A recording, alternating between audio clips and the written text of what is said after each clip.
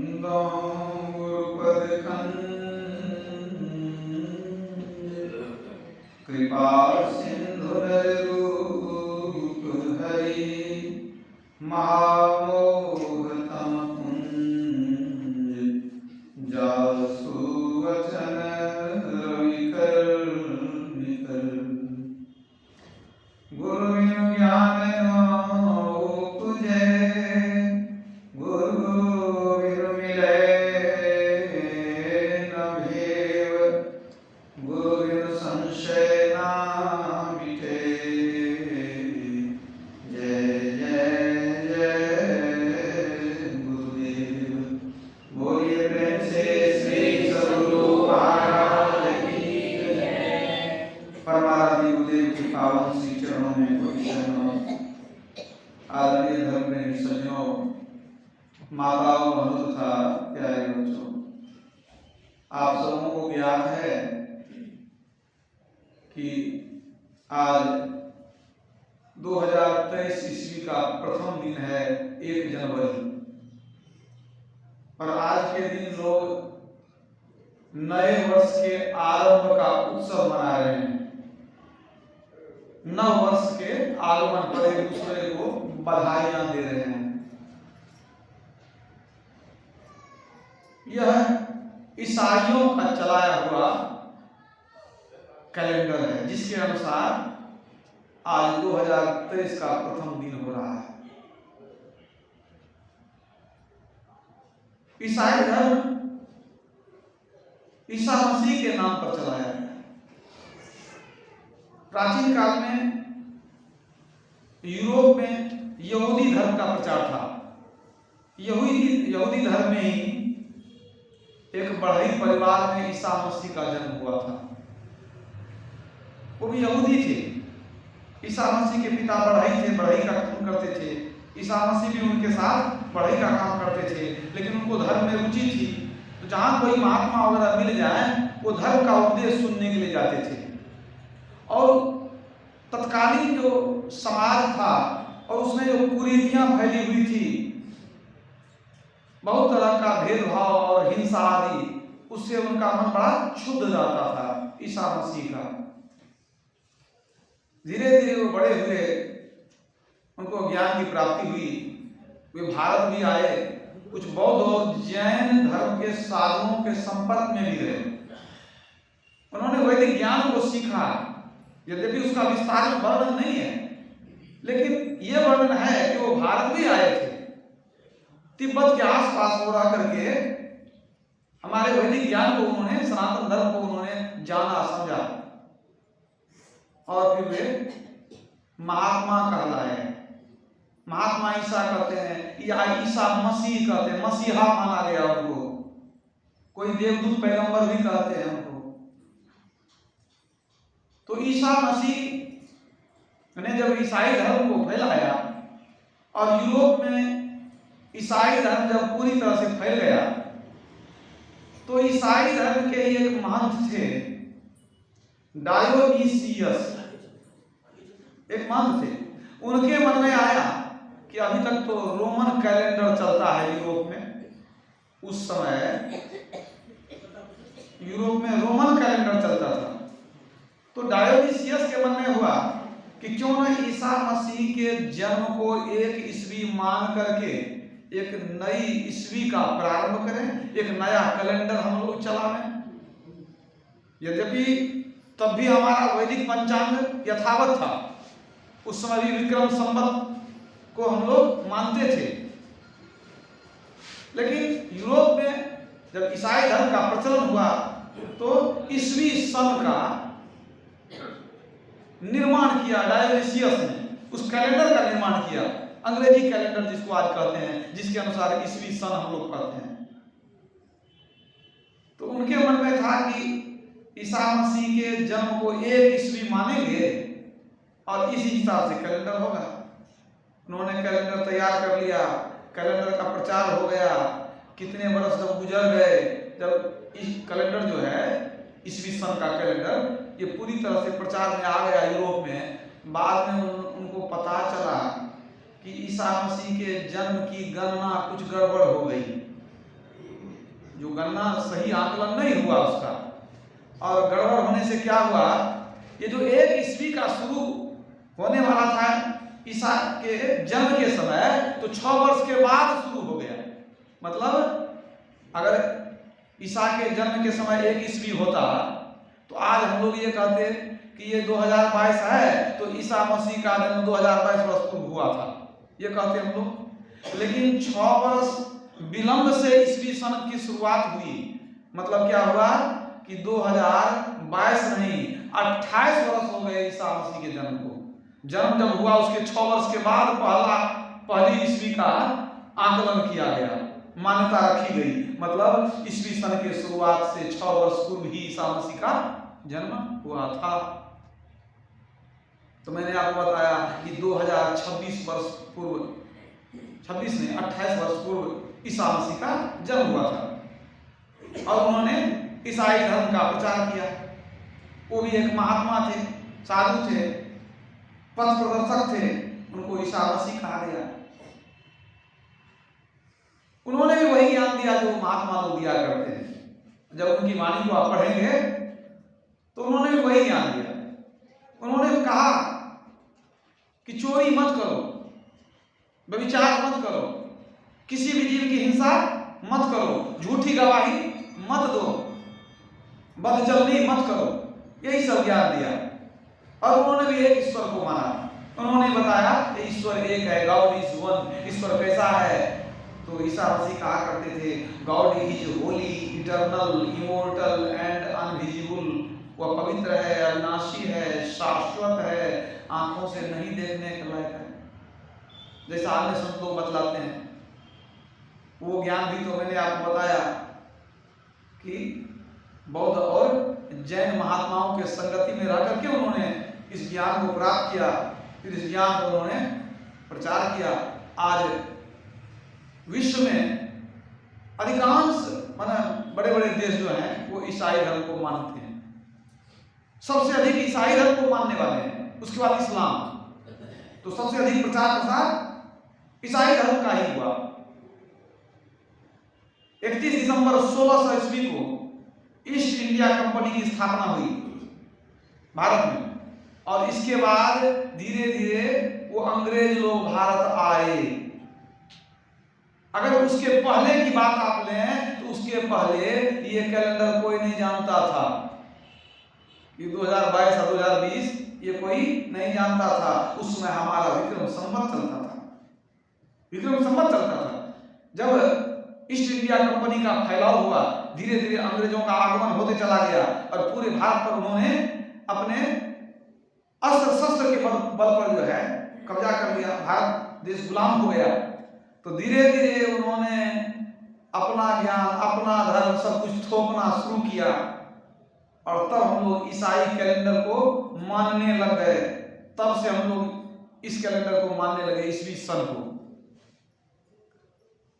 और सबसे प्राचीन जो कैलेंडर है हम लोगों का, ये सनातन धर्म का कैलेंडर है, इसको विक्रम संवत कहते हैं। तो विक्रम संवत को हम लोग यहाँ नहीं मानते हैं। क्यों? जब से जन्म लिए तब से वही अंग्रेजी कल्चर को हम लोगों ने अपनाया, देखा, वही पढ़े, वही सुने, उसी को जाने। लेकिन आपके पड़ोस में एक देश है नेपाल, आप वहां जाएंगे आज भी वहां हिंदी कैलेंडर चलता है, विक्रम संवत के अनुसार चलता है। वहां लोग जनवरी फरवरी नहीं, चैत वैशाख को मानते हैं। और एक बात जानिए इसकी कितनी विशेषता है। ये जो कैलेंडर है इसमें तो 2023 ईस्वी का आरंभ हुआ है ना, आज 2023 ईस्वी का आरंभ हुआ है। लेकिन हमारे विक्रम संवत के अनुसार, हमारे वैदिक पंचांग के अनुसार नए वर्ष की शुरुआत कब होगी? अगर अंग्रेजी तारीख के हिसाब से देखें तो 22 मार्च को हमारा जो नया कैलेंडर होगा उसकी शुरुआत होगी। चैत्र शुक्ल प्रतिपदा, वह जो पहला दिन होगा उसको हम लोग चैत्र से ही हमारा पहला दिन शुरू होता है, नया वर्ष शुरू होता है। चैत्र शुक्ल पक्ष की प्रतिपदा, मतलब उस दिन से नया वर्ष शुरू होगा। और वो वर्ष कितना होगा और उसको भी जानिए।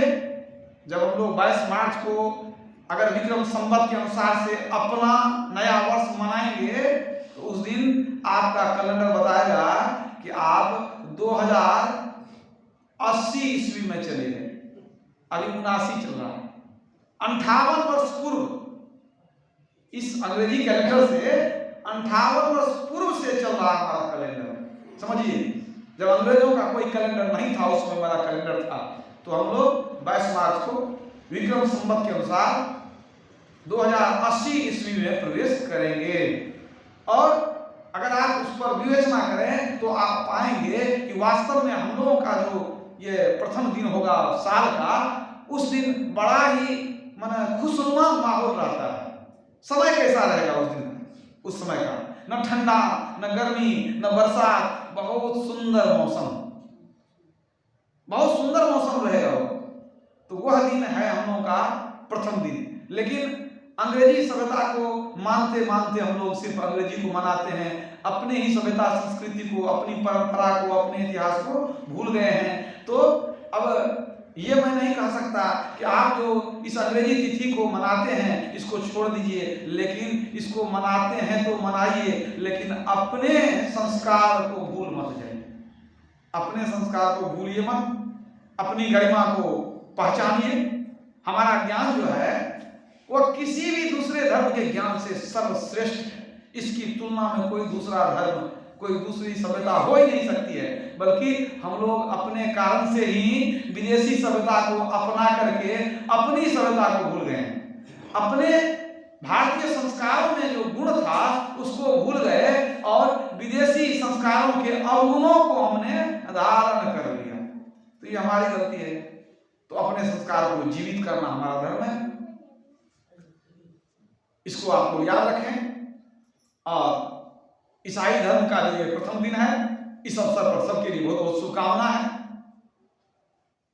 सबका जीवन मंगलमय हो, नया साल सबके लिए शुभ हो। एक बार भागलपुर में भी एक चर्च है, वहां के एक पादरी महोदय गए कुप्पा घाट। पहली बार गए थे, किसी व्यक्ति के माध्यम से, गुरु महाराज के समय की बात है। गुरु महाराज से परिचय कराए कि ये अमुक चर्च के पादरी हैं। तो गुरु महाराज ने बैठाया, अच्छा बैठिए, कहिए कैसे कैसे आना हुआ। तो जो संघ में आदमी लेकर के आए थे, वो पहले भी आते थे कुप्पा घाट, उन्होंने कहा गुरु महाराज ये जो है ना ईसा मसीह का कुछ ज्ञान, ईसाई धर्म का कुछ ज्ञान भी यहाँ लोगों को देना चाहते हैं। ये चाहते हैं कि यहाँ जो भक्त लोग आते हैं उनको ईसा मसीह का भी ज्ञान दिया जाए। तो गुरु महाराज ने कहा कि क्या क्या बतलाए हैं ईसा मसीह, तो कुछ कुछ बताए, पादरी जो थे वो कुछ कुछ बताए। इसके बाद गुरु महाराज पूछते हैं, अच्छा ये बताइए कि आप मांसाहारी हैं कि शाकाहारी हैं? उन्होंने कहा कि नहीं, हम लोग तो मांस मछली खाते हैं। तो गुरु महाराज ने कहा कि आप लोग जो बाइबल में पढ़ते हैं ईश्वर की 10 आज्ञाएं, 10 ईश्वरीय आज्ञाएं, 10 कमांडमेंट्स ऑफ गॉड, ईश्वर की 10 आज्ञा जो पढ़ते हैं उसमें तो साफ लिखा गया है कि किसी जीव की हिंसा न करो। तो आप जो मांसाहार करते हैं तो जीव की हिंसा होती है कि नहीं होती है? तो चुप हो गए बेचारे।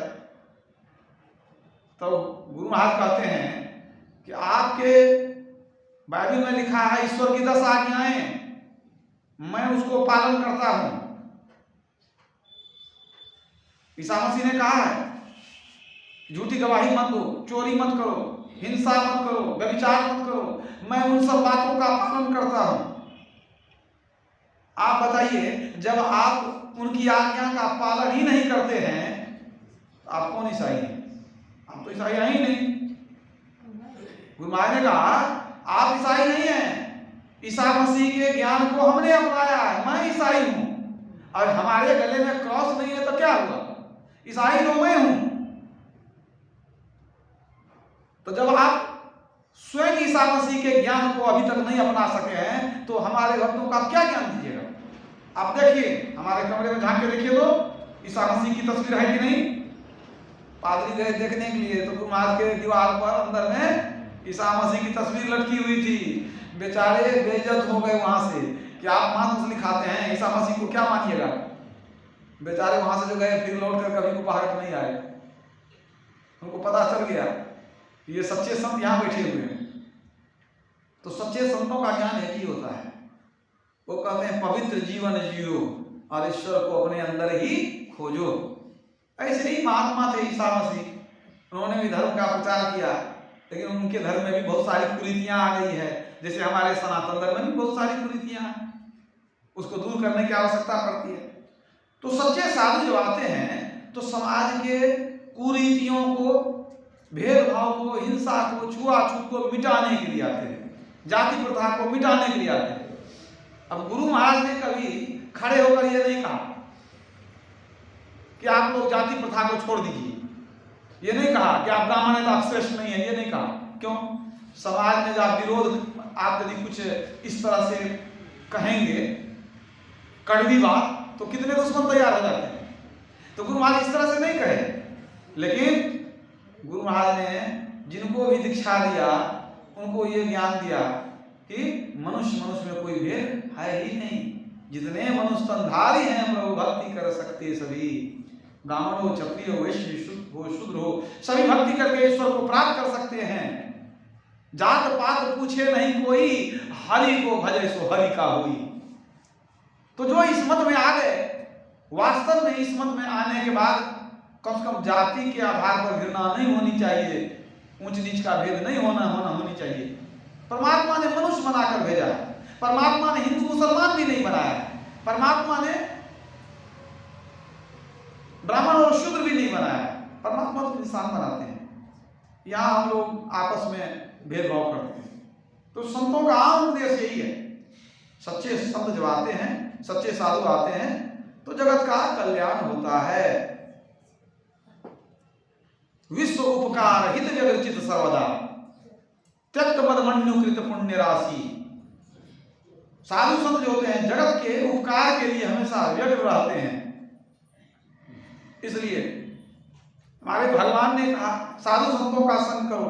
भगवान खुद साधु संतों का संग करते थे और संतों ने भी कहा कि साधु संतों का संग करो, उनके ज्ञान को अपनाओ, तब जीवन में कल्याण होगा। सद्गुरु महाराज की जय।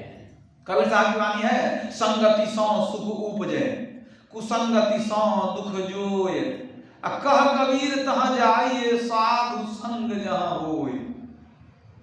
कुसंग में जाओगे हानि होगी, बुद्धि खराब हो जाएगी, कुमार्ग पर चलने लगोगे, गलत रास्ता पकड़ लोगे।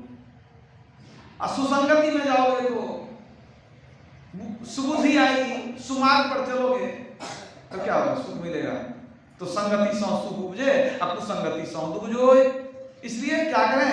कह कबीर तहाँ जाइए जहां साधु संग होए। कह कबीर तहाँ जाइए, साधु संग जहां होए, जहां सच्चे साधु मिल जाए उनकी संगति में जाइए।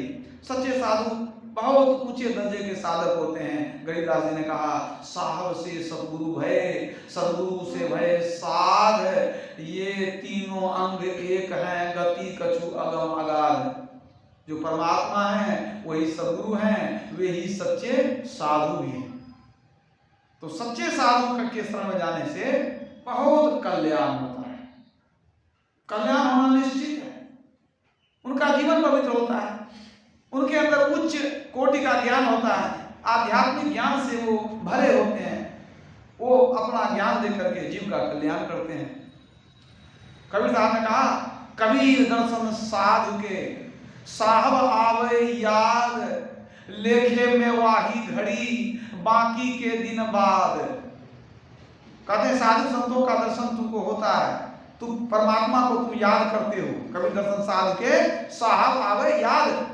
तो जब साधु संतों के पास बैठोगे, परमात्मा को याद करोगे, तो वह जो तुम्हारा समय है वह तुम्हारे खाते में लिखा जाएगा, शुभ के खाते में, पुण्य के खाते में लिखा जाएगा।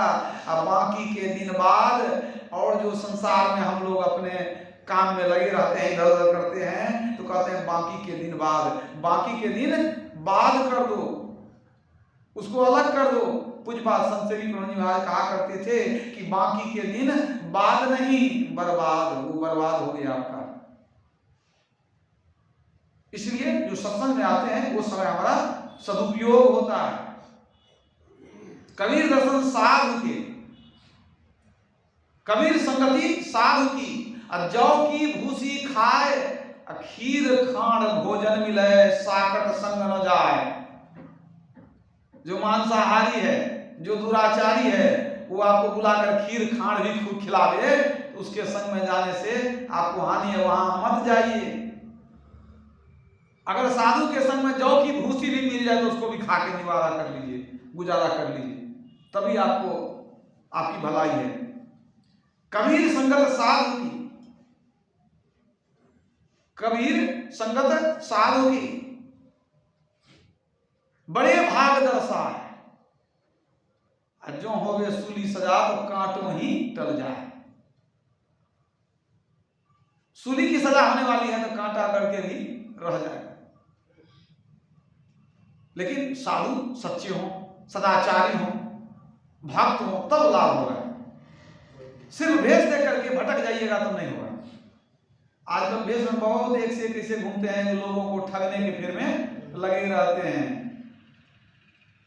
साधु भया तो क्या भया, माला पहरी चार, बाहर बाना भेष का, अब भीतर भरी भंगार, भंगार कचरा गंदगी, बाहर बाना भेष का, अब भीतर भरी भंगार। ऐसे साधु के संग में जाएंगे तो कुछ मिलने वाला नहीं है।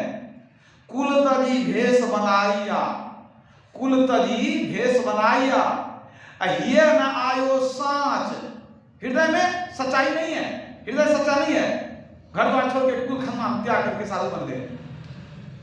कुल तजी भेष बनाइया, हिय न आयो साच, धरनी प्रभु रीझे नहीं, देखत ऐसो नाच। साधु बन के नाचेंगे, प्रभु रीझेंगे, ऐसी बात नहीं है। पलटू जटा रखाए सिर, सिर पर बड़ा जटा पर बना लिए, पलटू जटा रखाए सिर, तन पर मले है राख, कहते फिरते हम जोगी, लड़का दावे कांख। बेटा को खिलाते रहते हैं, कहते हैं हम जोगी हैं, भाषण लगा लीजिए, जटा बढ़ा लीजिए। तो इस तरह से जो नौटंकी करते हैं, नाटक करते हैं, उनकी दुर्गति हो जाती है। लखी सुवेश जगवंचक जेऊ, बेश प्रताप पूजिए ही तेऊ। तुलसीदास ने लिखा, लखी सुवेश, सुंदर वेश देख करके, अब जगवंचक जेऊ, समाज को ठगने वाला है, लेकिन वेश उसका बढ़िया है, तो वेश के कारण उसकी पूजा हो जाती है। लखी सुवेश जगवंचक जेऊ, जग को ठगने वाला है, सुंदर वेश बना लिया है, तो वेश प्रताप पूजिए ही तेऊ, वेश के प्रताप से उसको थोड़ी देर के लिए पूजा हो जाती है, लेकिन उघरही अंत न हो ही निबाहु, अकाल नेमी जिमी रावण राहु। तुलसीदास जी कहते हैं उघरही अंत न हो ही निबाहु, और जब उसका भेद सबके सामने प्रकट हो जाता है, उघरही अंत न हो ही निबाहु, तब उसका निर्वाह नहीं होता है, तब उसको सम्मान नहीं मिलता है। उदाहरण देते हैं, काल नेमी जिमी रावण राहु, ये तीनों का भेद खुल गया। कालनेमी राक्षस था, जब लक्ष्मण जी गए थे संजीवनी बूटी लाने, तो रावण ने कालनेमी को कहा दिया कि हनुमान जी गए थे संजीवनी बूटी लाने लक्ष्मण जी को जिंदा करने के लिए। तो जब हनुमान जी चले तो रावण ने कालनेमी को भेज दिया, किसी प्रकार रास्ते में रोक करके रखना कि सुबह हो जाए ताकि लक्ष्मण समाप्त हो जाए।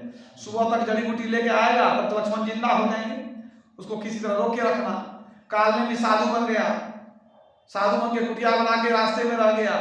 जहाँ हनुमान जी जा रहे थे तो रास्ते में उन्होंने देखा कि सुंदर साधु का कुटिया है, मन में आया कि यहाँ रुकते, जरा प्यास लगी है, जल ही पी लेंगे, साधु का दर्शन भी कर लेंगे तब जाएंगे। और वहां जब गए तो कालनेमी तो सब जानता ही था, वो कहने लग गया कि राम तो बहुत महान है, तुम राम भक्त हनुमान हो, राम रावण का युद्ध चल रहा है, राम अवश्य विजयी होंगे, मेरा आशीर्वाद है, तुम डरो मत, तुम चिंता मत करो, राम का सब काम सफल होगा, तुम सच्चे राम के भक्त हो। सब कुछ जब कहने लगे तो हनुमान जी सोचने लगे कि तो त्रिकालदर्शी महात्मा है, सब कुछ जानते हैं, वो तो रावण का भेदिया था, क्या नहीं जानेगा। कहा महाराज आप तो बहुत उच्च कोटि के साधु संत हैं, तो आप दीक्षा भी देते हैं? कहा हम दीक्षा देते हैं। तो कहा हमको भी दीक्षा दे दीजिए ना। कहा बच्चा तुम जाओ नहा करके आओ, बगल में सरोवर है, तुमको दीक्षा देंगे। कहा प्यास लगी है, कहा वहीं पानी पी लेना। तो हनुमान जी बहुत खुश कि दीक्षा ले लेंगे तब जाएंगे, तब आगे जाएंगे संजीवनी बूटी लाने। वो चले गए, वहां पर जल पिए, स्नान करने के लिए सोचे कि वो स्नान यहाँ कर लेंगे। अचानक उनके पैर से एक मकड़ी का स्पर्श हुआ, उनके पैर के स्पर्श से मकड़ी का वो जोनी छूट गया, वो अपने पूर्व रूप में मकड़ी आ गई। उसको कुछ साफ था, मकड़ी जोनी से उद्धार हो गया। तब उसने कहा कि महाराज जी आप किससे दीक्षा लेने के लिए सोच रहे हैं? कहा बगल में बहुत सिद्ध महात्मा है, त्रिकालदर्शी हैं। तो मकड़ी ने बता दिया कि त्रिकालदर्शी महात्मा नहीं, वो कालनेमी राक्षस है, वो आपको भटका रहा है ताकि आप राम का काम सही समय पर नहीं कर सकें। का ऐसी बात है? कहा वो दानव है, राक्षस वेश बनाया है। कहा अच्छा ठीक है, उसका इलाज हम कर देंगे। यहाँ से पानी वगैरह पी करके गए और तब कालनेमी कहता है कि बैठ जाओ, तुम दीक्षा देंगे तुमको। तो हनुमान जी ने कहा कि नहीं, हमारे कुल में रिवाज है, हम पहले दक्षिणा देते हैं तब दीक्षा लेते हैं। कहा ठीक है, तो पहले दक्षिणा ही दे दो। कहा दिया दक्षिणा ही दे दो। हनुमान जी ने कहा ठीक है, पहले दक्षिणा देंगे। पूंछ बढ़ाने लगे तो उन्होंने कहा कि वही क्या करता? कहा नहीं, हम दक्षिणा देंगे तो पहले हमारा जो तरीका है उसी तरह देंगे। पूंछ को बड़ा कर लिए हनुमान जी और उसको पूरे देह में लपेटने लग गए। अभी चिल्लाने लग गया, वो लपेट लिए पूरा, और लपेट लिए उठा करके ऐसा पटक के मारे कि वहीं दम तोड़ दिया। कहा यही हो गया आपका दक्षिणा, अब हम चले अपने काम में। सद्गुरु महाराज की। तो तुलसीदास जी क्या लिखते हैं कि अंतिम में भेद खुल गया, साधु बना था लेकिन भेद खुल गया, तो मारा चला गया। तो कालनेमी का की दुर्दशा हो गई, जानते हैं? कालनेमी अजिमी रावण राहु। और रावण कैसा था? साधु का वेश बनाया, पूरा चंदन टीका लगा दिया, और सीता जी के सामने क्या आया था? भिक्षाम दे। भगवान राम तो गए थे मृगा के पीछे, इधर कहते हैं भिक्षाम देही। और रावण साधु का वेश धारण करके भिक्षा लेने आया, और माता सीता ने कहा कि आके ले लो। लक्ष्मण जी ने लकीर खींच दिया था, और वो तो जाता तो जल के भस्म हो जाता। वो कहा नहीं, हम अंदर जाके नहीं लेंगे, आपको बाहर आना पड़ेगा।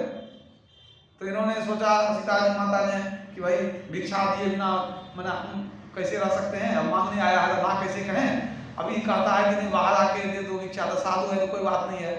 वो बाहर चली गई रेखा के पार, और रावण अपने स्वरूप में आ गया, सीता का हरण कर लिया। हरण कर लिया तो फिर मरण हुआ ना, कुल सहित नाश हो गया, हुआ ना। तो भेष बनाने से क्या सब हुआ? तो कालनेमी भी जान गए, रावण को भी जान गए, और राहु उसके बारे में भी जानिए। समुद्र मंथन हो रहा था, बहुत सारी चीजें निकली उसमें से। कामधेनु गाय निकली, कल्पवृक्ष निकला, ऐरावत हाथी निकला, उच्चहिस्रवा नाम का घोड़ा भी निकला, उसमें विष भी निकला, भगवान शिव के हिस्से में आया हो। और जब अमृत निकला तो देवता लोग सोचे कि राक्षसों को नहीं पिलाएंगे, अपने पी लेंगे, गए छिप करके पीने के लिए।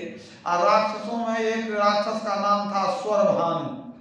वो सोचा कि अच्छा ये लोग जा रहा है छिप करके पीने के लिए, जो देवता को ही पिलाएंगे। वो देवता का वेश बना लिया और देवता के झुंड में चला गया, और सब देवता जो बैठे थे, और जब अमृत का वितरण होने लग गया तो उसको भी मिल गया। सब समझा ये देवता है, देवता का वेश बनाया था, और अमृत ले लिया। जैसे मुंह में लिया, भगवान विष्णु की नजर पड़ गई, अरे ये तो स्वरभानु है, ये तो दानव है।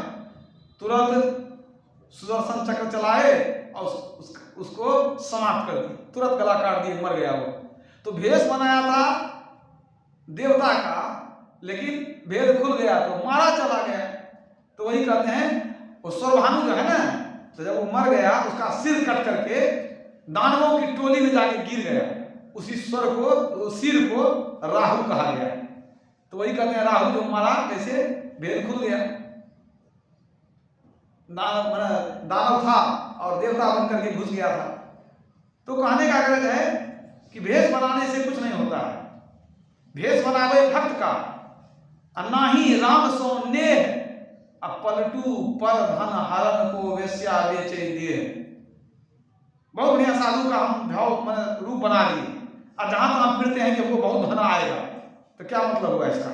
ना आप भक्ति करते हैं, ना आपके अंदर सच्चाई है, ना आप दीक्षा लिए, सिर्फ लोगों को ठगने में लगे हैं। तो कुल तजी भेष बनाया, वो तो अलग हो गया। भेष बनावे भक्त का, ना ही राम सोने। ईश्वर से प्रेम नहीं है, लेकिन भक्त का हम रूप बनाए, क्यों? दक्षिणा मिलेगा। तो रूप क्यों बनाए? धन कमाने के लिए। तो वही पर साहब कहते हैं, पलटू पर धन हरण को वेश्या बेचे देह। वेश्या भी तो रूप बना करके दूसरे का धन ठगती है।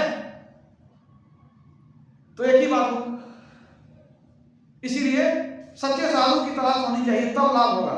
नहीं तो बड़ी हानि हो जाती है। कभी कभी लोग भ्रम में पड़ जाते हैं कि भाई सच्चे साधु समझे थे, आई तो सब डुबा करके चले गए। कुछ बात संसदीय पुरानी महाराज एक बहुत रोचक घटना सुनाते थे, शायद आप लोग न भी सुने हो, बहुत कम ही बार उन्होंने उल्लेख किया।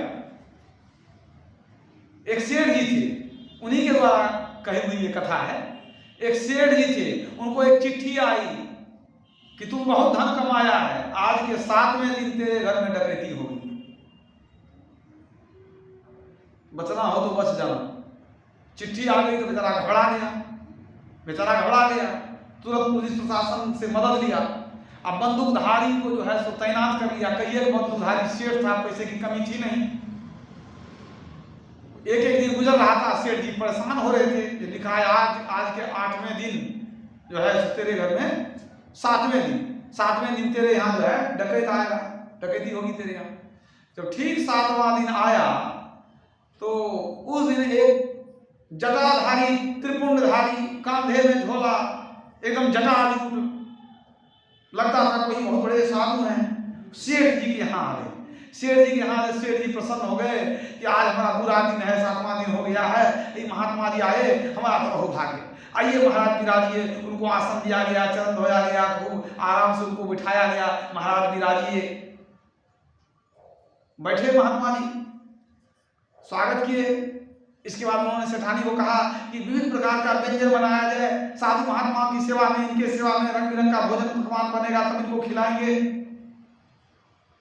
इधर जब भोजन तैयार हो गया तब उन्होंने कहा महाराज जी चला जाए भोजन कर लिए।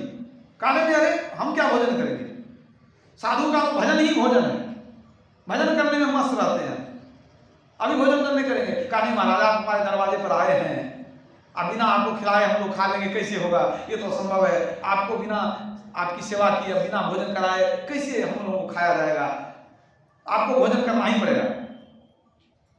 तब महात्मा जी ने कहा कि तुम बहुत आग्रह करता, तेरी श्रद्धा को देख करके अब मेरे मन में भी होता है, ठीक है तेरा आग्रह स्वीकार लें, लेकिन अभी हम भोजन नहीं करेंगे।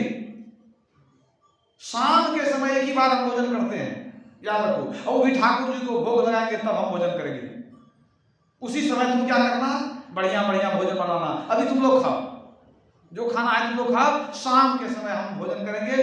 तुम खीर पूरी और बूंदिया बना देना, बढ़िया भोजन तैयार करना, और तब हम ठाकुर जी को भोग लगाएंगे और प्रसाद तुम लोगों को भी देंगे, तब हम भी भोजन करेंगे। सेठ जी प्रसन्न हो गए कि बाबा अभी रहेंगे, और कह दिए कि शाम के समय भोजन करेंगे, बहुत खुश हो गए।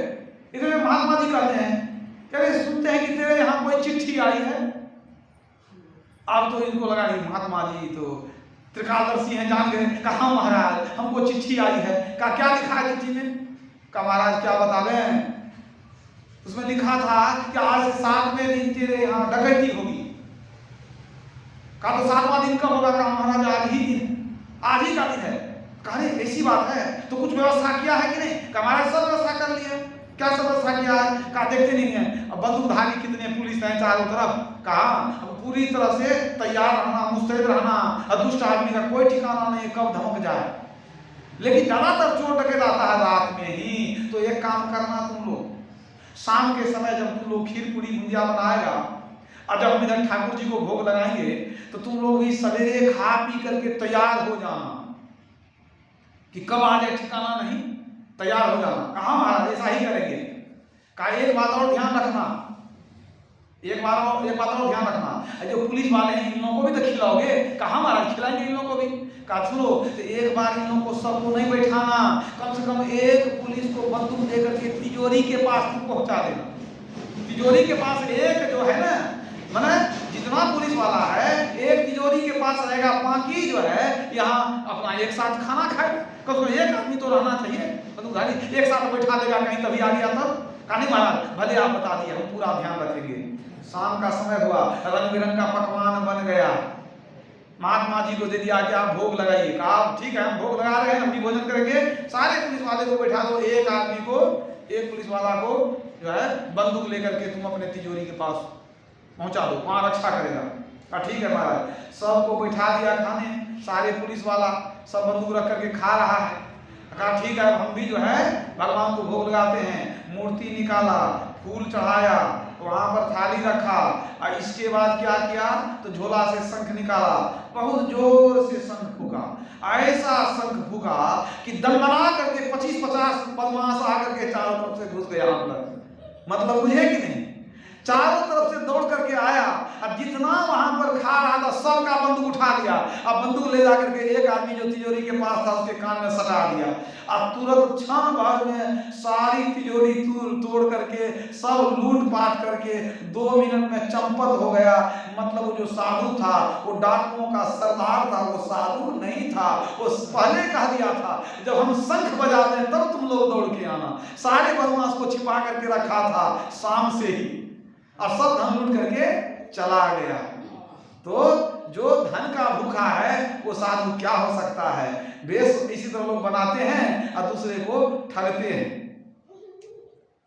भेष बनाने से क्या होगा, भेष तो बहुत लोग बना लेते हैं, लेकिन साधु भूखा भाव का, और धन का भूखा नाही, और धन का भूखा जो फिरे सो तो साधु नाही। जो धन के भूख में इधर उधर डोलता है, जो सिर्फ धन जमा करने के लिए जानता है, वो साधु कैसे हो सकता है। इसीलिए सत्संग करते रहिए, तब पहचान होगी कि कौन गुणवान है और कौन जो है निकृष्ट आदमी है, कौन किस विचार का मनुष्य है। वेश तो क्षण भर में बना सकता है, क्षण भर में कोई रूप बना सकता है, वस्त्र को पहन सकता है, गरीब वस्त्र पहन सकता है, लेकिन इससे साधु कोई नहीं हो जाता है। तो साधु के लिए क्या होना चाहिए, सदाचार और भक्ति। रामस्वामी साहब ने कहा तुम साध कहावन कैसे, काम न छोड़ा, क्रोध न छोड़ा, अब कुटिल वचन नहीं सहते, अब तुम साध कहावन कैसे।